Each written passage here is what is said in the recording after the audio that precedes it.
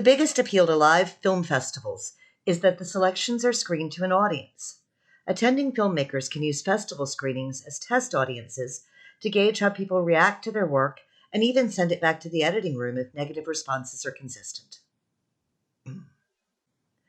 If a film is being well received by festival audiences, chances are good that those viewers are going to tell their friends about it.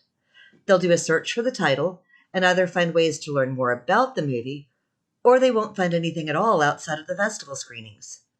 And given that a film might stay on the festival circuit for a couple of years, they may have forgotten all about it by the time it is released to the public. Another appealing thing about having a film screen at a festival is that so many other filmmakers and screenwriters get to see it. This can lead to some great networking and even future job offers, but only if they can find a way to get in touch with you if you are not right there in person. You really don't have to be a talented website designer to have a presence on the internet. If you can afford to hire someone to create and manage a fancy site with all the bells and whistles, then by all means do it. However, if you don't have a lot of pocket change, there are a lot of free or low-cost website services out there with tools you can use to make a basic site. Having an actual website with a custom domain name has a lot of advantages.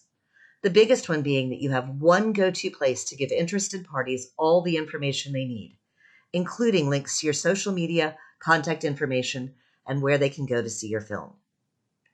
This will come in very handy in places where you are only able to provide one link to promote your project.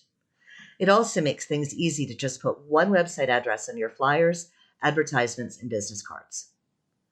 And a quick word about contact information. Get yourself an actual email address to use for your project. If you don't want to use your personal one, it's easy to find an email service, and on some you can even have your messages forwarded to your personal email so you don't have to keep checking multiple accounts. Don't depend on social media as the only method for contacting you. Social media has become a valuable promotional tool for filmmakers, although the number of platforms and time it takes to maintain them all can be overwhelming. At the very least, you should put your website address or contact information on all your social media pages and post about any relevant news, upcoming screenings, and awards that the project has received. When considering social media platforms, think about the type of content that you'll be posting. Some favor videos and photo images, while others are more suited for basic written posts with the occasional photo and video sharing. It can get crazy if you are juggling several different social platforms at a time. It's to your advantage to have a presence on the most long-standing popular ones, but be prepared to add new ones as time goes on. Social media platforms are vulnerable to the rise and fall of public interest. Remember MySpace or GoPlay? A common mistake is to substitute a social media page for an actual website.